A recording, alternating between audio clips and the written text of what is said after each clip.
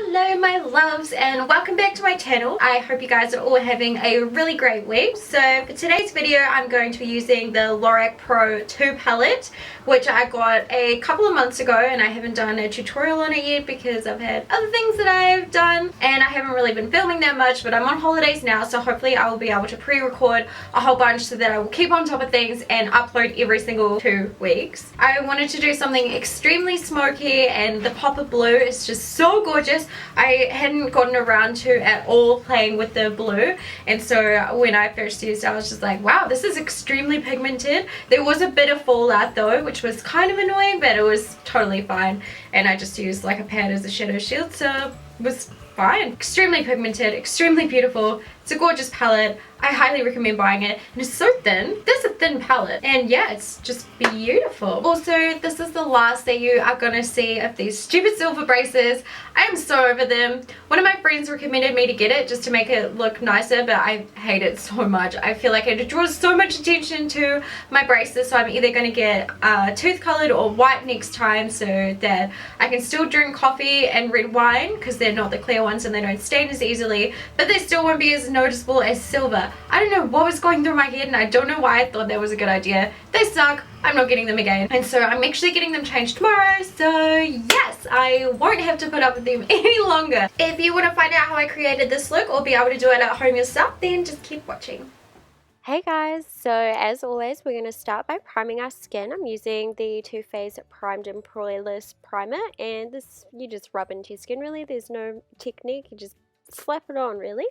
And now I'm going in with the NARS Luminous Weightless Foundation, and this is currently actually the only foundation that matches my skin because I live in the southern hemisphere, which means that it's getting into autumn and I've lost my tan, and so all my foundations are too dark except for this one, so you'll probably see this one a lot in my next few videos. I'm sorry for that, and I will buy some more so you can not get so bored of me using the same products. I'm just highlighting under my eyes and on my forehead with the Urban Decay Naked Skin Concealer, and this just helps to brighten up the face but also gets rid of any dark under eye circles or imperfections and just makes everything look more awake and beautiful. And I'm just using a damp beauty blender to blend that out. I'm also just making sure that I'm getting it on my eyelids so that when we do our eyeshadow it's all going to be one color and look smooth and perfect. Then I'm sitting down where we just highlighted with the banana shade from the Kat Von D Shade Light palette. This just prevents any creasing and will make sure that the concealer stays in place all day. Also, by putting it on the eyelids, it'll just help all our eyeshadows to go on really smoothly and won't stick to the skin from the concealer.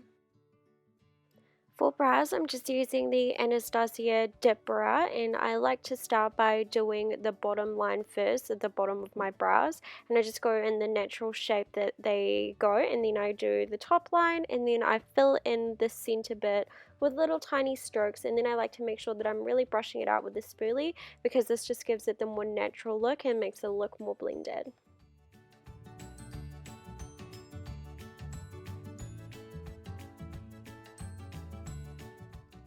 Then I'm setting the rest of my face down with the Kat Von D Lock-It Foundation, and the reason why I did that after my brows was because if I needed to clean my brows up at all with some concealer, then it might go a bit cakey if I'd already set my foundation down. You really want to make sure that you're not applying liquid products over top of powder products, which is why we did it last, because yeah, it definitely makes it look more cakey and really gross. Moving on to lips, which I don't know why I didn't do it before I completed this eye, but anyways, that happened. I'm just going in with the NARS lipstick and Rose Cliff and just popping that all over my lips. Moving on to eyes, I'm just going to take a pad and turn it into a shadow shield because I'm really poor and can't actually afford proper shadow shields, and this works just fine.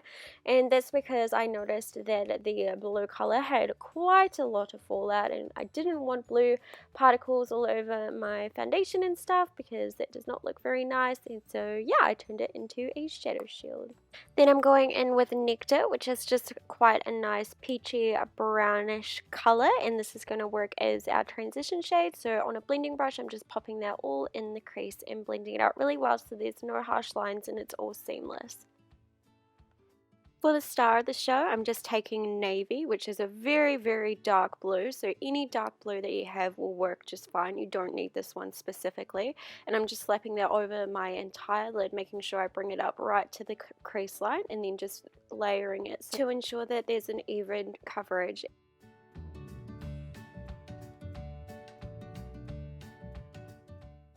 I then decided that I wanted to darken up the outer third of the eye, so I'm just taking the shade black and slapping that on the outer third of the eye, making sure that we're not going above the crease line and just bringing it in slightly, and then also maneuvering it slightly into the crease, but we're going to blend that out, so don't worry if it's not perfect yet.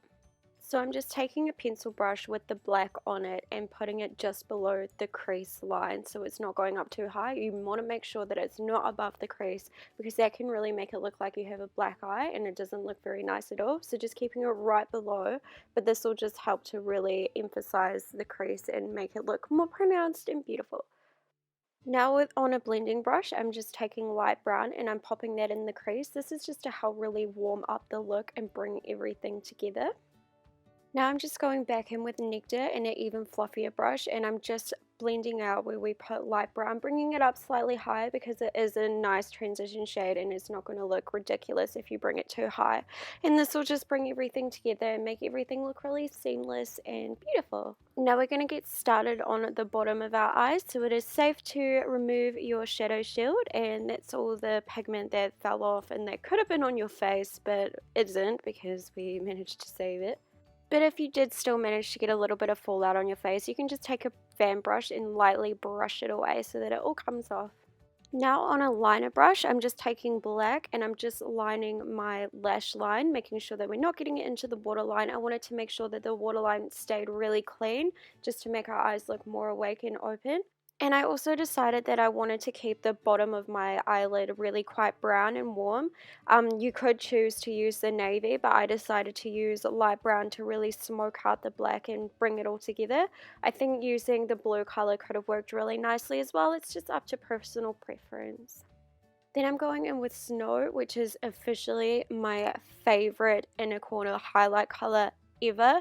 It is so beautiful, it is so pigmented, and it has just the right amount of sparkle. Like usually when I use a white color, it never comes off this pigmented or glowy or anything, and I just love this shadow so incredibly much. And I'm also just using it to highlight my brow as well.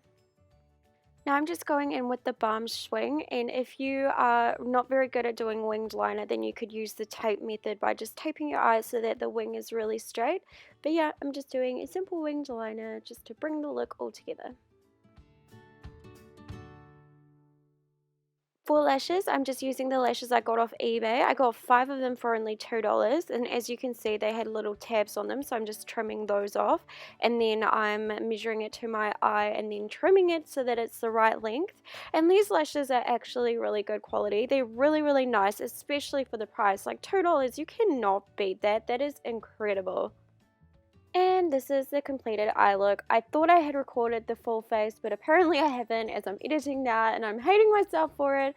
But yeah, I hope you guys enjoyed this video and I shall see you next time. Bye guys!